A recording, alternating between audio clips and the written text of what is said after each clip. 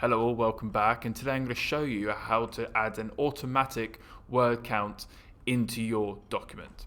As lots of you will know, if you go to the bottom, you'll notice there's already a word counter, but it's not embedded into your document. So to achieve this, we're just going to select where you want the word counter to go, select Insert at the top, and then select Quick Parts, then select Field. Now we're going to look for something called numWords, which is simply number of words. And then we're going to select OK. As you can see, we now have 142 as our word count. But if you look at the bottom, it says 143. That's because this doesn't actually count itself. If you want it to count itself, that's not a problem. You just right click it and select Update Field, and then it will turn into 143.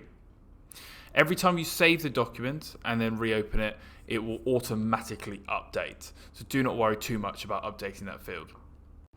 If you want to give that number a title so you can see what it actually means or represents, just left click and then you can type in, for example, word count.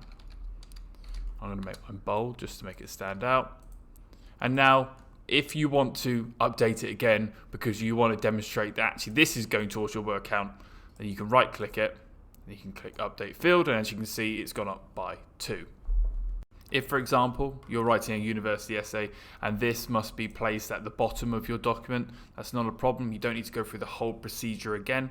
Just select all of it, press Ctrl X or cut, and you can come to the bottom, which is typically where it's placed, and then press Ctrl V to paste. And this will stay in place as it was once before. And guys, that is how you insert an automatic word counter into your document. It's as simple as that. If you found this tutorial useful, please do give it a thumbs up. It does really help. And let me know what you think in the comments. Bye bye for now.